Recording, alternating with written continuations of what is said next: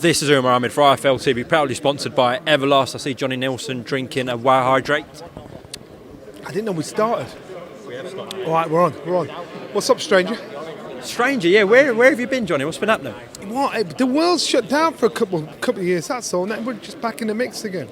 Good to see you again, though. Good. Likewise, Johnny. An excellent start for Sky Sports this year. This February schedule is one of the best I can remember on Sky. Would you go along with that? Yeah, without a doubt. You know, when I got into Cardiff this morning, I think the last time I was here was it AJ against Parker, and it was a proper mad atmosphere. They shut the streets off. You know, Cardiff, when they put an event on when there's boxing on, you know, it's good. I was coming over on the train. Sorry, we got an intruder here. You know that's Coogan, don't you? Stop it, fool! When it's coming over the train, people like doing nothing but talk about the fight. Talk about the boxing being here. So I just think every city needs something happening. Every city needs some excitement. So it's just good to start here in Cardiff. You actually forget how big the fans are here. I always thought Manchester and Sheffield was a big town for boxing, but Cardiff's actually pretty good. Just to remind everyone, we got Eubank Williams this Saturday, the 19th, obviously the pay-per-view with Calm Brook, and to end the month, Taylor Cattrall. So that is your schedule on Sky Sports, delivered by Boxer this month. Right, let's talk about what we just saw now. I got the impression, I don't know if you got the same impression, that Liam Williams looks very sharp. Very sharp. Listen, Liam's he's just left our gym and gone to train with Adam Booth. And Liam, I said to him there when we interviewed him, you look happy. He said, I'm at home, man.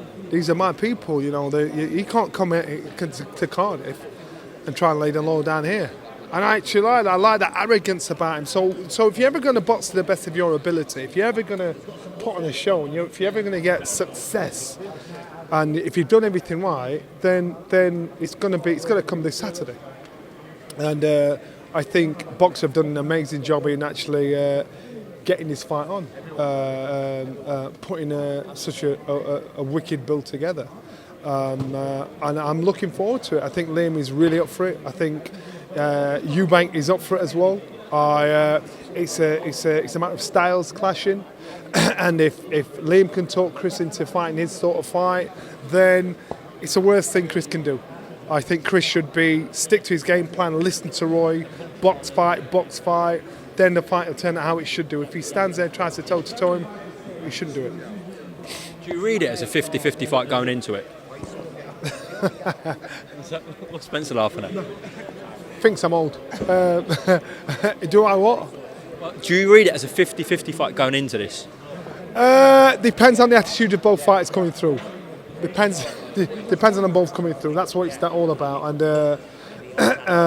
And if Chris underestimates or disrespects Liam, then it makes it more even, because Liam can fight. No one's leaving you alone, are they? You know what? It's like I don't know. I don't know what I've done wrong. It's going to cost me this. You're a very popular man. That's how I roll, man. Or I've dropped my wallet.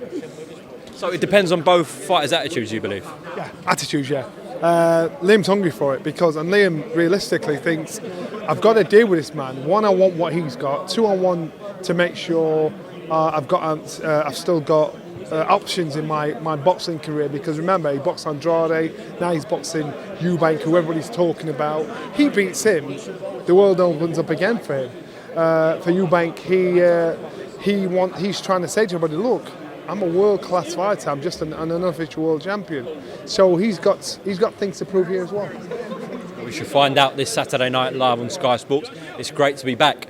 Johnny, let me just ask you about certain events that are going on in boxing away from Sky Sports. So we saw the conclusion of the purse bids on Friday night for Tyson Fury and Dillian Whyte. Of course, a record-breaking bid. Frank Warren won it with $41 million even. What was your reaction when you heard that? Wow. I saw you hearing rumours about the fight not happening. I've not heard much from Dillian, I must admit. So I probably learnt my lesson from when they were talking about Tyson Fury and Anthony Joshua. Adam Smith just had a little trip. Oh dear. And I probably learnt my lesson from when Tyson Fury and Anthony Joshua was supposed to have been a done deal. I needed to hear both fighters comment on it. I've not heard anything from Dylan. Yeah, but this is a purse bid situation. He's not going to pull out, surely. No. Dylan won't do that. I'll tell you what, Dylan won't do that. Tyson Fury is a fighting man. Dylan is a fighting man. And he's like Tyson. He's one of those fighters that'll think, I don't give a shit what the money is. I want this fight. And so there's no way. There might have been some negotiations about cuts and whatever, but there's no way Dylan Whyte would let this fight slip. He wants this fight. He wants to be a world champion. He's fought long and hard enough. He's paid enough bills to make sure, I deserve my crack. So that kind of money, good. What a time to be a fighter. What a time to be a top fighter. Absolutely. Through the bid, Dylan will be earning around $8 million, Tyson $29 million. And also the winner gets 10% of that pot, so they get an extra $4 million. So if Dylan Whyte does pull this off, he gets $12 million. Yeah, that's good. That's good. You know what? And that's the business side of it. Now the show side of it, guys want to fight. You've got two guys that want to fight. So we'll get all excited and giddy about the money, which is great. It's exciting, it's intriguing. It's like, oh my God, that's mad. But now you've got two fighters, two men that want to fight. Tyson Fury's proved he's the best heavyweight in the world. Doesn't matter if I agree or you agree or disagree. He's the best. He's proved he's the best fighter in the world. And using his phrase, he's not a shithouse. He's backed up everything he said. So therefore, you cannot doubt him. Now he's the man you've got to look at and think, right, that's the guy I've got to beat. And there's every aspect of his fight that he's kind of mastered. Dylan Whyte, yeah, he's lost, and he's had to learn along the way. And I look at Dylan, I look at the likes of Dylan and Anthony Joshua, and I think, you guys, you need to get your rough edge back, get that rawness back, and mix it in with the tidiness that you've created in your fight, and that will make you the fighter that's got you to this point in your career. And because Dylan is that kind of guy where he'll think, I'll do everything and anything possible to get this fight. Remember when Dylan and AJ fought?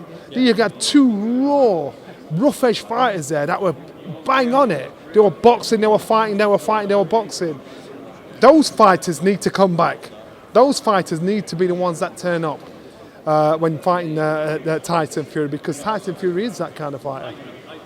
What did you make, before we talk about the fight itself, what did you make of the actual bid situation? Of course, we might have expected a Triller, to come in with a crazy bid, someone else to land the fight, but it ended up between Queensbury and Matchroom, the two bids. Matchroom's losing bid was actually the second highest bid in boxing history as well, so they clearly valued this fight, both of the promoters. Yeah, they did, and there's something that I could say, but I shouldn't say. What? So What? Go on. I'll tell you off camera, but you know what? That's it's happened. The fights, they've won the bid. They've done enough to get the fight, so the fight stays with them, and it just shows financially, how big the fight is, how big the fight can be, how much the fight can generate, how much the fight is wanted by various promoters, countries, or whatever. It's a good fight. And Tyson Fury's in a great position to think he's just boxed Deontay Wilder 3 times, right? 3 times he's boxed him. You think, is there any fight bigger than that? Because Anthony Joshua's just lost now. So is that fight as big? Is there any fight as big as that? Then Dylan Whyte comes along, and then they smash purse bids in regards to getting the fight. So Tyson Fury's he's created something that people want. He's created something that's making dollars, and if anybody is out there to do it, realistically now, it's Dylan Whyte. And Dylan Whyte, you can't say he's got no chance. So you got Otto Wallin there. Otto Wallin, he lost to Tyson Fury, and maybe when Tyson boxed Otto Wallin, it's like, who's he? But with Dylan Whyte, you're not going to say that. You're going to think, shit. You're not going to say he hasn't got a chance. You're not going to say that. Dylan Whyte has got a good chance. But you've got to understand he's going in there against the best in the world. And Dylan Whyte knows that. And he's committed his life to boxing now. So he deserves everything he gets. Well, I think you've answered your kind of breakdown of the fight there. Just to round off then, let's go back to the Sky Sports schedule. Calm Brook, everyone eagerly awaiting. Of course, there was a lot of people once the fight was announced, saying, "Oh, this should have been years ago." But now everyone I'm speaking to is saying that actually really can't wait for this. Tickets sold out in a heartbeat. I'll put my hand up. I said this fight would never happen. And I always said it. I just wouldn't have the conversation about it. Thanks to this man, Baz, he got sorted. Yeah. I wouldn't have the conversation about it because I just thought it's ridiculous. It's just you're just teasing me. Stop it. I'm not playing.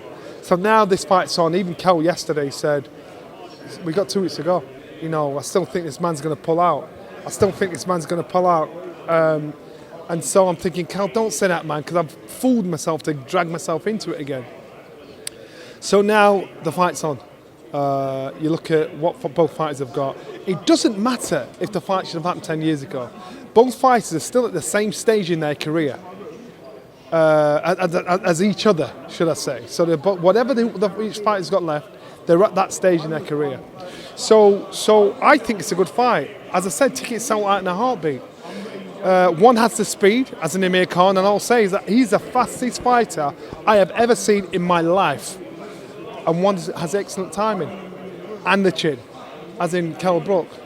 And he's a fighter that hits you and it feels like you're being shot by a stun gun. So will Amir Khan be able to keep his ego in check?